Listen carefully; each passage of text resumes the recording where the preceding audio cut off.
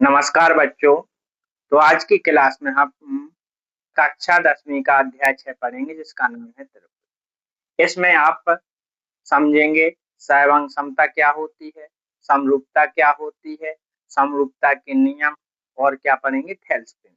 बड़े आराम से देखते हैं आप, ठीक है। चलो समझते हैं। सबसे पहले देख रहे हैं अपन सहवांग समता। क्या देख रहे हैं? सहवांग समता। सहवांग समता का यदि आप शाब्दिक अर्थ निकालो तो सहवांग सम मतलब ऐसी दो आकृति जिनके सभी अंग कैसे हों समान।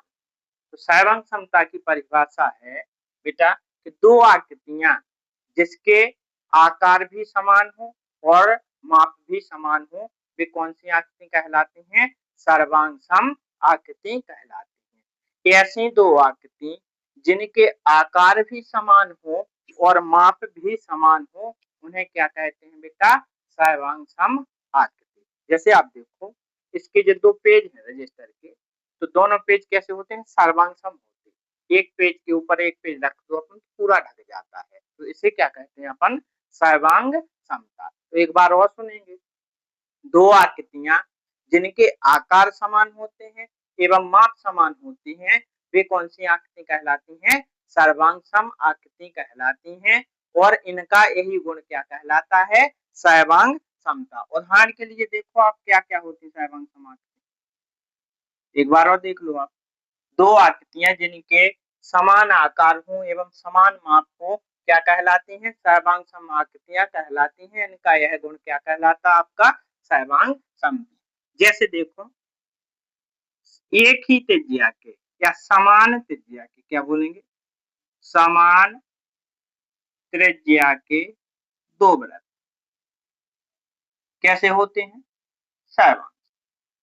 समान त्रिज्या के दो वृत्त कैसे होते हैं? सर्वांग। और बोलेंगे समान भुजा के दो बैग। समान भुजा के दो बैग कैसे होते हैं बेटा? सर्वांग सम होते हैं। और एक चीज और देख लो, समान भुजा के समबाहु त्रिभुज, दो समबाहु त्रिभुज कैसे होते हैं जी? सर्वांग सम होते हैं। ठीक है, हमने जो लिखा नहीं है कि समान त्रिज्या के दो वृत्त कैसे होते हैं? सर्वांग सम होते हैं। आपको याद होना चाहिए। समान भुजा के दो बैग कैसे होते हैं? सर्वांग सम होते हैं। समान भुजा के दो समबाहु त्रिभुज कैसे होते हैं? सर्वांग सम होते हैं। लेकिन क्या है, भुजा या त्रिज्या कैसी होनी चाहिए? समान। बिल्कुल आकार भी समान होना चाहिए और माप भी समान होनी चाहिए। अब देख रहे हैं अपन समरूपता। क्या देख रहे हैं? समरूपता। समरूपता का यदि शाब्दिक अर्थ निकालें तो क्या है? समान रूप। दो आकृतियां जिनके रूप कैसे हो? समान हो। आकार बदल जाए मतलब क्या होता है? उसकी माप अलग अलग हो चल जाएगी। तो इसकी परिभाषा क्या याद रखेंगे? दो आकृतियां जिसके आकार समान हो परंतु आवश्यक रूप से माप समान ना हो। मतलब माप की जरूरत नहीं है, समान हो भी सकती और नहीं भी हो सकती। तो क्या बोलेंगे अपन? दो आकृतियां जिसके आकार समान हो परंतु आवश्यक रूप से माप समान ना हो वे क्या हो? कौन सी आकृति कहलाती हैं? समरूप आकृति कहलाती हैं। इनका यह गुण क्या कहलाता है? समरूपता। और इसे किस चिन्ह से प्रदर्शित कहते हैं बेटा? ये बना चिन्ह, ये समरूपता का है और ये सहवांग समता का है। ठीक है ना? इसके एक बार और परिभाषा देखिए, दो आकृति क्या बोलेंगे आप? दो आकृतियां जिनके आकार समान हो परंतु आवश्यक रूप से माप समान ना हो समरूप आकृतियां कहलाती हैं। और इनका यह गुण क्या कहलाता है बेटा? आप बताओ। समरूपता कहलाता है। जैसे देखो इसके उदाहरण भी देखो। हाँ, जैसे हम बोलेंगे बेटा सभी वृत्त समरूप होते हैं।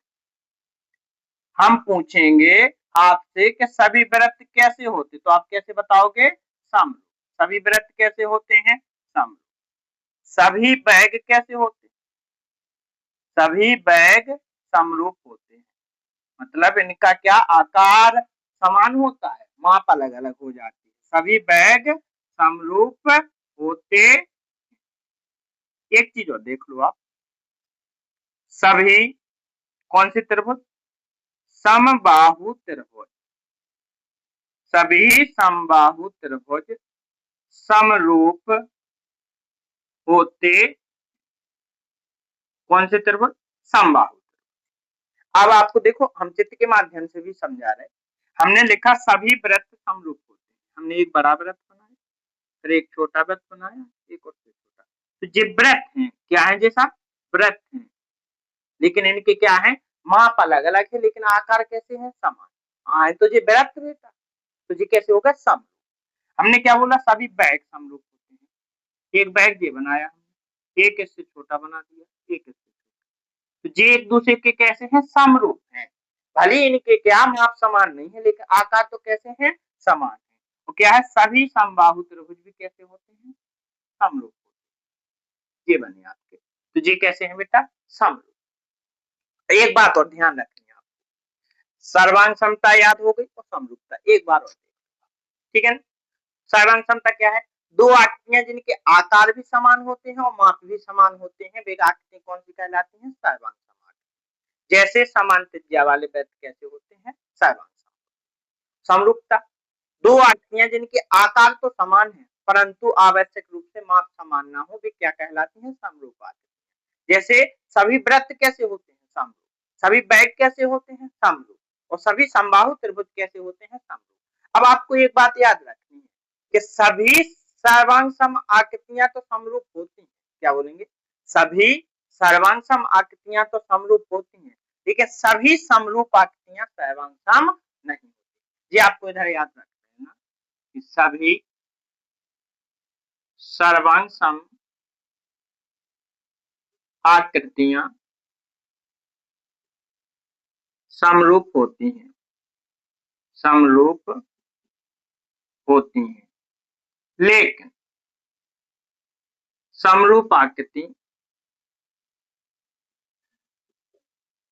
सर्वांग सम नहीं होती, सर्वांग सम नहीं होती हैं।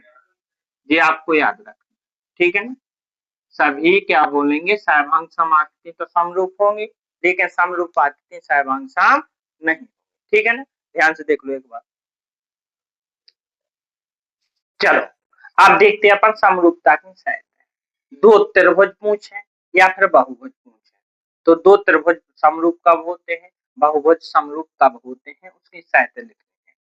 क्वेश्चन इस प्रकार आएगा कि दो त्रिभुज के समरूप होने की साइड लिखो या प्रतिबंध बताओ। तो आपको बताना है कि दो बहुभुज या फिर त्रिभुज समरूप होंगे यदि, दो साइड हैं बेटा, यदि उनके संगत कोण समान हो। कैसे हो बेटा? उनके संगत कोण कैसे हो बेटा? समान हो, तथा दूसरी शर्त है उनकी संगत भुजाएं,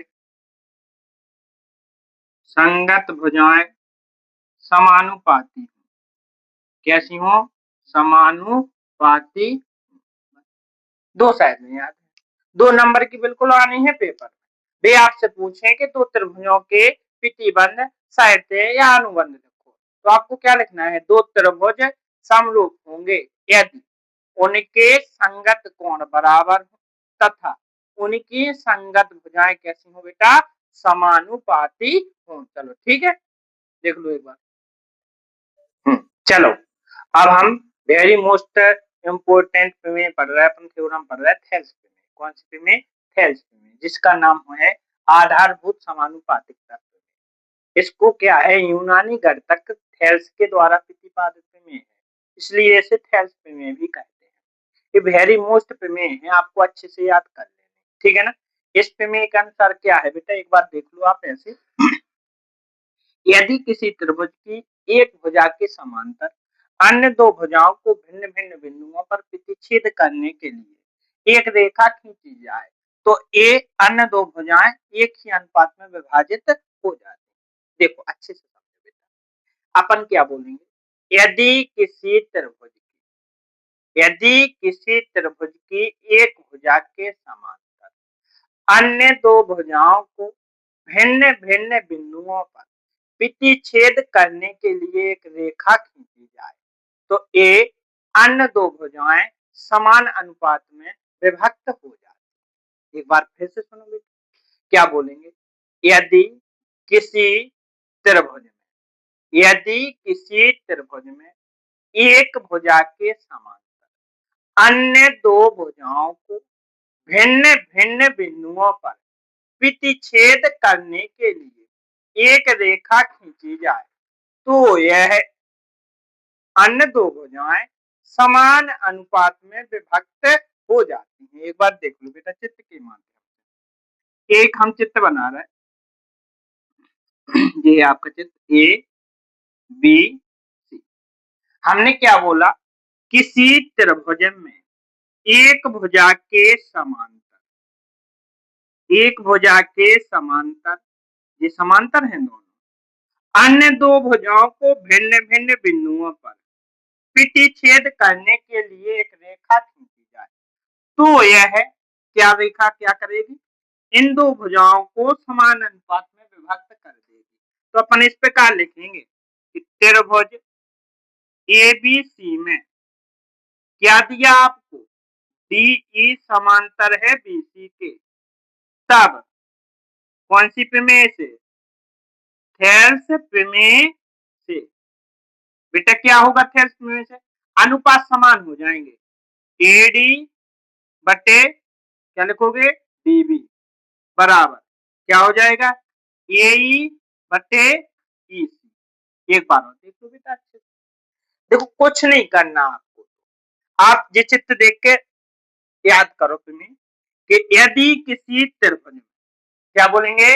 यदि किसी त्रिभुज में एक भुजा के समांतर अन्य दो भुजाओं को भिन्न भिन्न बिंदुओं पर प्रतिच्छेद करने के लिए एक रेखा खींची जाए तो एक अन्य दो भुजाएं समान अनुपात में विभक्त हो जाती। नहीं भैया बेटा कर लो, एक बार और सुन लो, ठीक है? क्या बोलेंगे? यदि किसी त्रिभुज में एक भुजा के समांतर अन्य दो भुजाओं को भिन्न भिन्न बिंदुओं पर प्रतिच्छेद करने के लिए एक रेखा खींची जाए तो ए अन्य दो भुजाएं समान अनुपात में विभक्त हो जाती हैं। हो जाएगी याद अच्छे से प्रमेय? बेटा एक बार अच्छे से देख लो, आप देख लो, ठीक है ना? चलो ठीक।